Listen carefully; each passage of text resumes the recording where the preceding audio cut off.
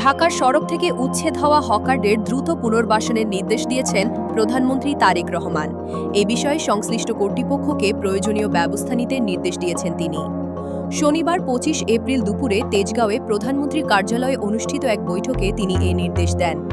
প্রধানমন্ত্রী তারেক রহমান সংশ্লিষ্ট মন্ত্রণালয় ও প্রতিষ্ঠানের সমন্বয়ে দ্রুত বিকল্প স্থান নির্ধারণ করার নির্দেশ দিয়েছেন। তিনি বলেন, উচ্ছেদ হওয়া হকারদের এমন জায়গায় পুনর্বাসন করতে হবে যেখানে তারা স্বাচ্ছন্দ্য ও উৎসাহের সঙ্গে ব্যবসা করতে পারবেন। বৈঠকে সিদ্ধান্ত হয়েছে, উচ্ছেদ হওয়া হকারদের বিকল্প জায়গার ব্যবস্থা করে দেবে সরকার। পাশাপাশি নিবন্ধনের মাধ্যমে হকারদের পরিচয়পত্র দেওয়া হবে, যাতে তাদের কার্যক্রম সুশৃঙ্খলভাবে পরিচালনা করা যায়। এছাড়াও স্কুল কলেজে ক্লাস শুরু ও শেষের সময় সড়কে যানজট কমাতে প্রয়োজনীয় ব্যবস্থা নেওয়ার তাগিদ দেন প্রধানমন্ত্রী।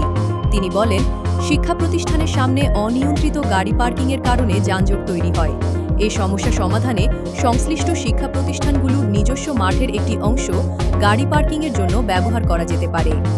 বৈঠকে স্থানীয় সরকার বিভাগ, ঢাকা উত্তর ও দক্ষিণ সিটি কর্পোরেশন, রাজধানী উন্নয়ন কর্তৃপক্ষ রাজুক ও ডিএমপির ঊর্ধ্বতন কর্মকর্তারা উপস্থিত ছিলেন।